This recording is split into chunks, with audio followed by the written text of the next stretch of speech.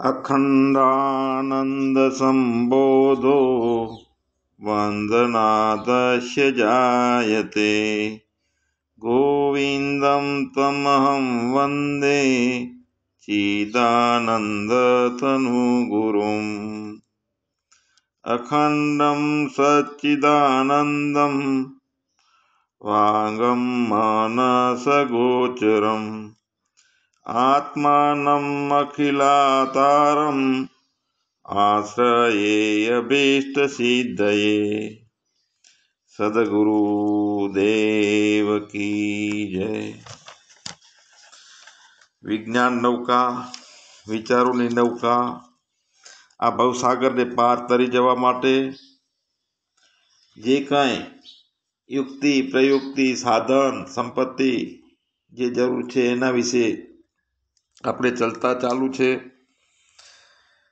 વિજ્ઞાન નૌકા સાર સંગ્રહ અહમ ઉચ્યતે પેક્ષાવતા મુમુક્ષણામ સુખબોધોપપત્તયે। મુમુક્ષુ વિચારશીલ જે મુમુક્ષુ છે એને અનાયાસે જ્ઞાન સિદ્ધ થઈ જાય તે માટે આ વિજ્ઞાન નૌકાનો સાર સંગ્રહ હું કહું છું। ઇતિ ભગવાન શંકરાચાર્ય ઉવાચ। એ વિચાર નૌકામાં શરૂઆત મુમુક્ષુની સાધકની શરૂઆતમાં અંતઃકરણની શુદ્ધિ જોઈ છે। એ વિષય ઉપર આપણે વાત ચાલુ છે કે વિવેક, વૈરાગ, સમદમાદી ષડ સંપત્તિ અને મુમુક્ષતા। તો અહીંયા આપણે આગળ બધી વાત કરી છે। મુખ્ય વાત એ સમજવાની છે કે ઈચ્છા થવી જોઈએ પરમાનંદ પ્રાપ્તિની, અખંડ આનંદની પ્રાપ્તિની। આ જીવ માના ગર્ભમાં સુખી દુઃખી થઈ અને વારંવાર જન્મ મરણ ધારણ કરે છે તો એમાંથી મુક્તિ, આપણને દેહ મળ્યો છે હીરા જેવો અને કચરામાં જવા દઈએ। મનુષ્ય જીવનનું પરમ લક્ષ્ય જે છે કે અખંડ આનંદની પ્રાપ્તિ, જન્મ મરણમાંથી મુક્તિ, દુઃખોમાંથી મુક્તિ। પાપ પુણ્યો બધા જે ધારણ થાય છે મન બુદ્ધિની અંદર અધ્યાસ થઈને બેટરી ચાર્જિંગ થાય છે અને પાપ અને પુણ્યો પ્રારબ્ધના રૂપમાં સહન કરવા પડે છે। તો આમાંથી મુક્તિ, આપણી બેટરી ચાર્જિંગ ના થાય, મનની અંદર કાંઈ ધારણાઓ ના થાય, આવી સ્થિતિ સુધી પહોંચવા માટે શરૂઆતમાં નીચી પગથિયાથી શું જરૂરિયાત સાધકને, એમાં મુખ્ય અગત્યતા એક લાગી કે મુમુક્ષતા। કેટલાય જન્મો, કોઈને 500 વર્ષે, 1000 વર્ષે, 1500 વર્ષે મનુષ્ય જન્મ ફરીને પ્રાપ્ત થાય છે। એ પણ પાપ અને પુણ્યો સરખા થઈ જાય, પ્રારબ્ધો ભોગવવાના ઓછા થઈ જતા હોય અને એ ટાઈમે મનુષ્ય જન્મ થાય છે।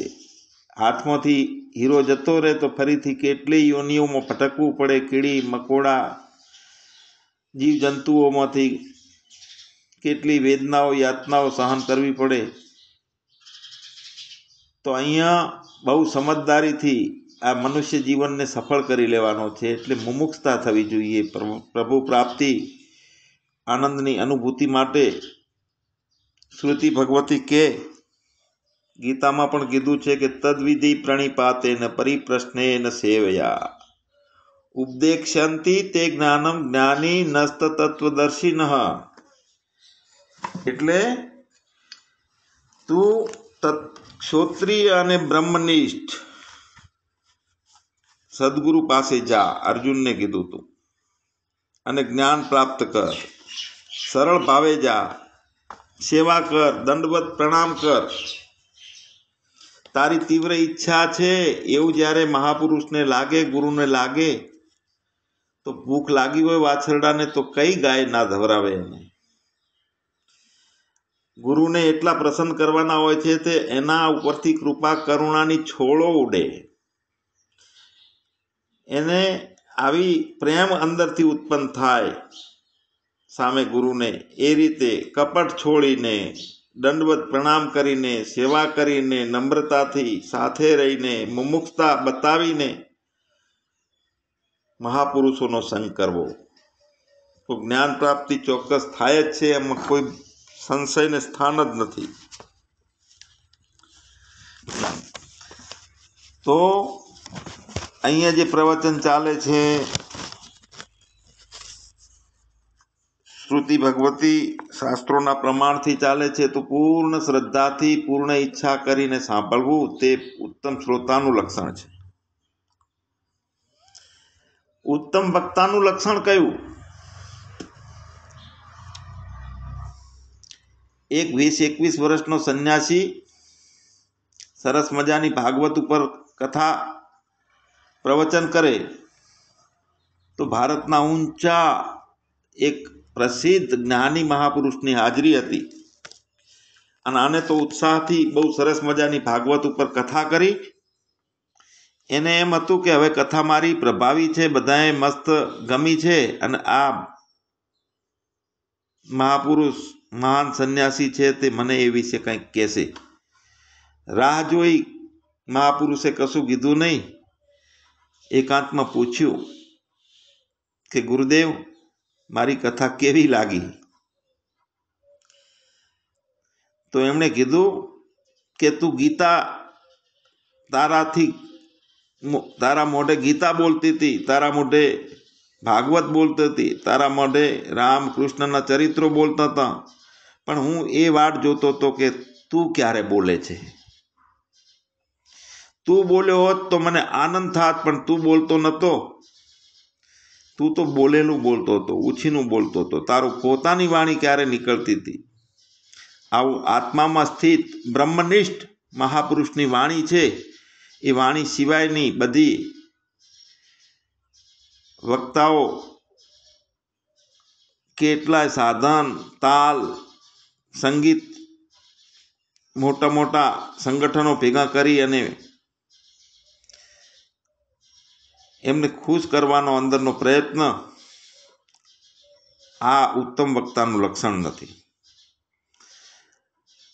ऐसे तो बकता बकता रहा, श्रोता सोता रहा, सम्मेलन होता रहा, माइक रोता रहा, રિઝલ્ટ કાંઈ ના આવે તો શું કરવાનું છે? અહીંયા અંતઃકરણની શુદ્ધિની વાતો નીકળે એટલે અંતઃકરણ ચોખ્ખું થવા માંડે. શબ્દનો પણ એટલો પ્રભાવ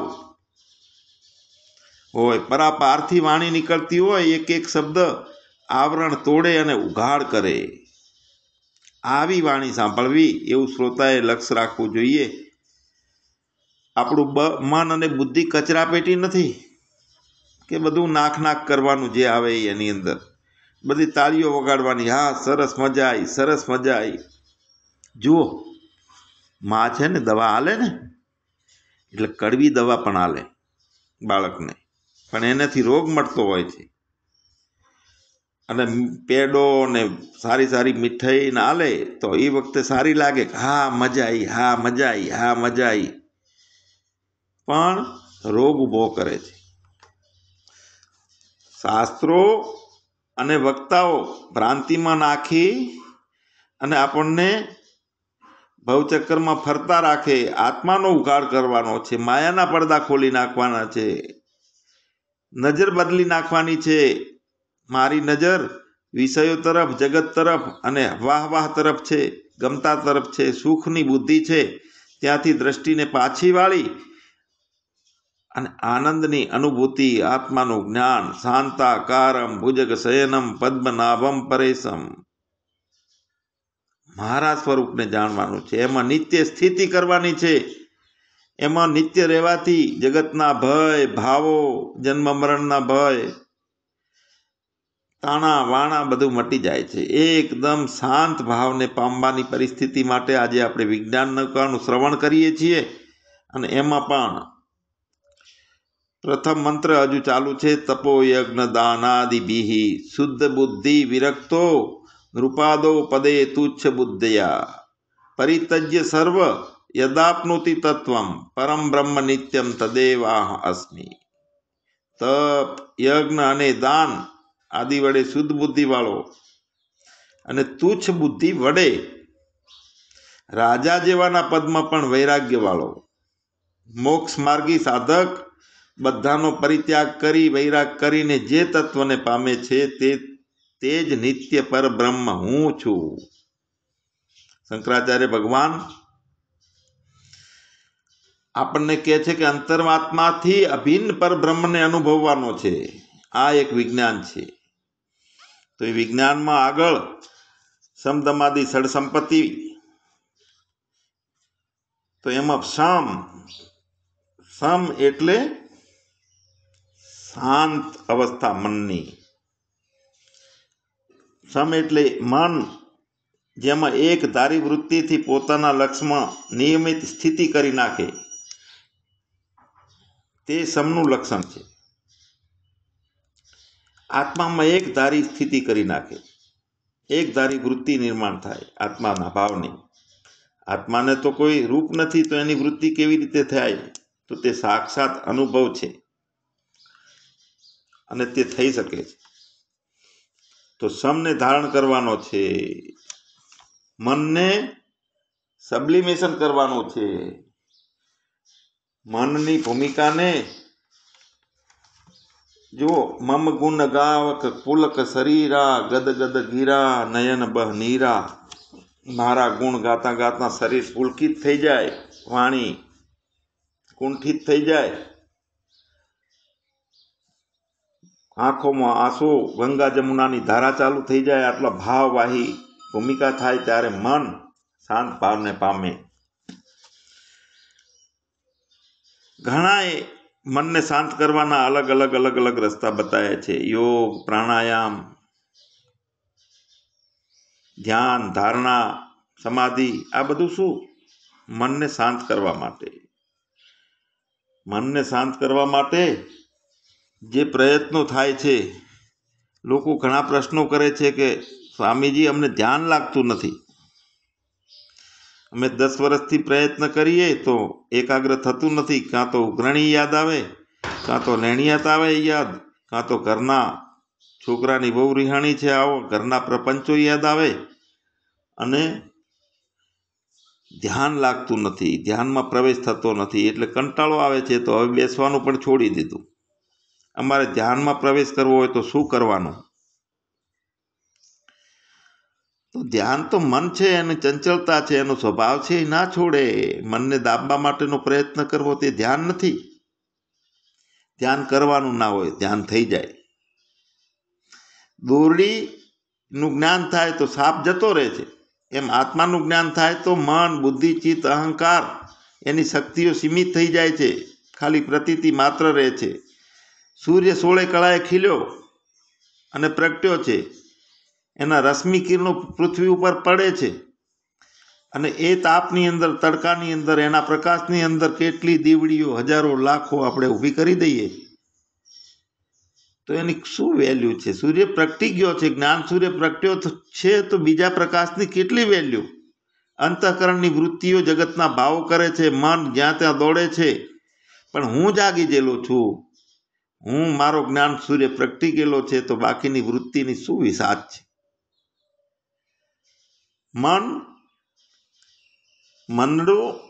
મનને શાંત કરવાની અવસ્થા તે સમ, અને શાંત મન હોય તો શુદ્ધ થાય. મનને વશ કરવાનું છે તો આ વાતને સમજી લેવી પડશે. કારણ કે મન શુદ્ધ ના હોય તો મન વશ થતું નથી. મનમાં જેટલી અશુદ્ધિઓ હોય છે ને, તો અજ્ઞાનનું અજ્ઞાન જ રહે છે, સત્યનું જ્ઞાન સમજાતું નથી. હવે મનને વિષયો તરફથી ચેષ્ટાઓ કરીને આકર્ષિત થઈ અને દોડે છે, તો મનને વિષયોમાંથી વાળવું છે તો શું કરવું? તો મનને વિષયોમાંથી વાળવું હોય ને, તો મન અને બુદ્ધિના લગ્ન કરાવી દેવા જોઈએ આત્મા સાથે. હું ચેતન આત્મા છું, હું કાંઈ નથી, મારું કાંઈ નથી, હું કાંઈ કરતા ભોગતા નથી, મારામાં કોઈ ઈચ્છાઓ નથી, હું ચેતન આત્મા છું.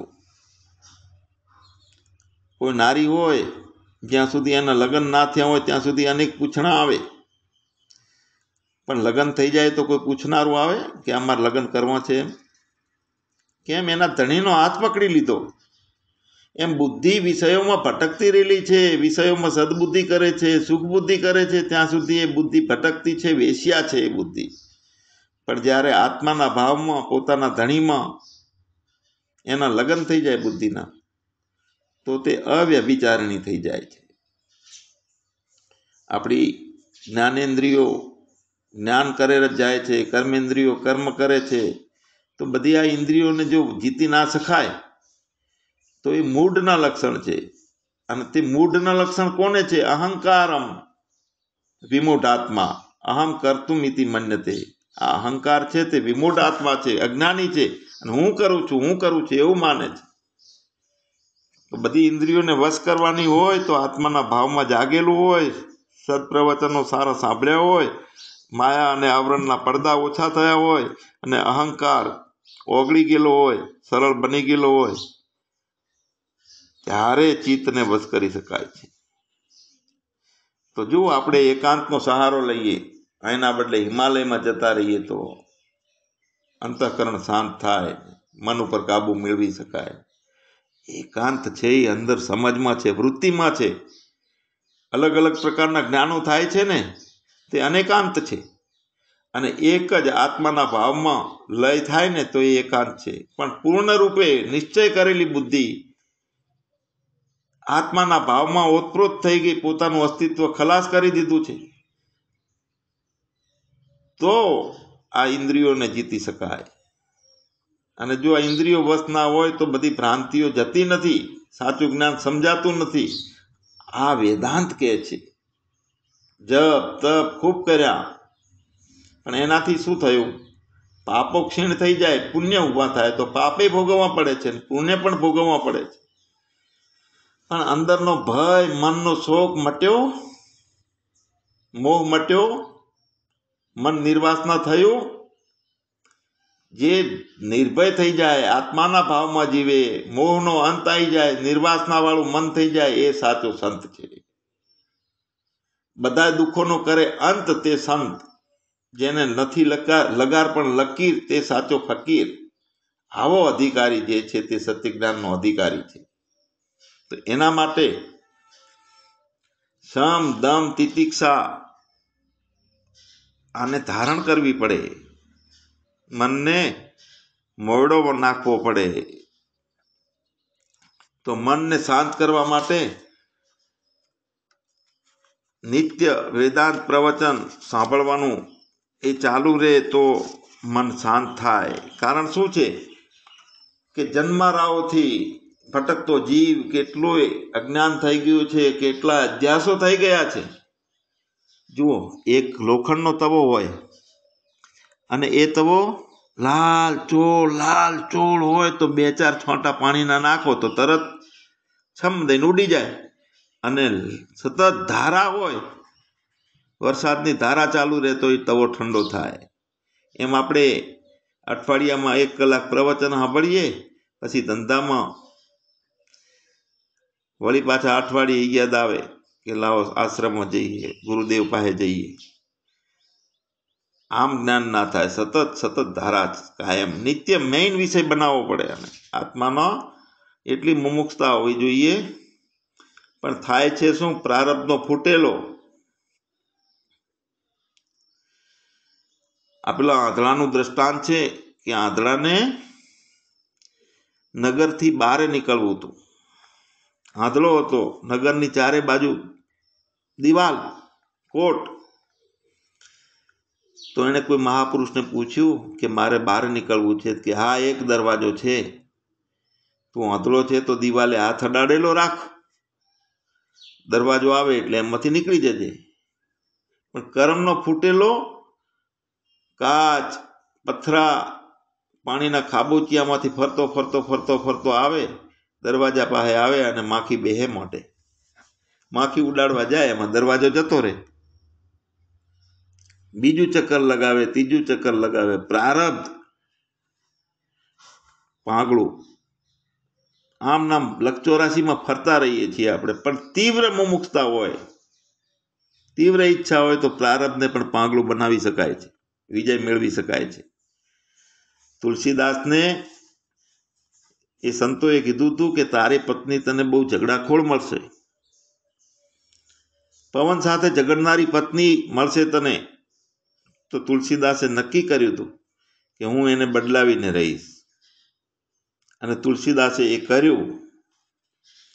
તો અહીંયા મનને શાંત કરવાનું છે તે સમ, અને બીજા નંબરની સળ સંપત્તિ કીધી છે તે દમ. દમ એટલે બધી વૃત્તિઓને બહાર જતી બધી તે વૃત્તિઓને રોકીને બહારની ઇન્દ્રિયોને વશ કરવી, આને દમ કીધો છે. તો આ મનની શાંતિનું મુખ્ય સાધન છે, ઇન્દ્રિયોને વશ કરવાની છે. જ્યારે ઇન્દ્રિયો પોતાના વિષયો તરફ વળે ત્યારે મન પણ જેમ વાયુ છે એ અગ્નિની પાછળ વાયુ પાછળ અગ્નિની પેઠે એની પાછળ દોડે છે. જો ઇન્દ્રિયોને રોકી હોય તો મન પોતાની મેળે વેગ ત્યજી દે અને સત્વગુણના સ્વભાવને પામી જાય, નિર્મળ બની જાય. મન નિર્મળ થાય ત્યારે મુક્તિના રસ્તા ખુલે છે. બધી ઇન્દ્રિયોને વશ કરવી એ જ એક મનની શુદ્ધિનું પહેલું કારણ છે. કારણ કે જ્યારે બહારની ઇન્દ્રિયોને સારી રીતે વશ કરવામાં આવી હોય ત્યારે બહારના વિષયોનો ભોગ કરવાનું જે છે આપોઆપ મનથી છૂટી જાય.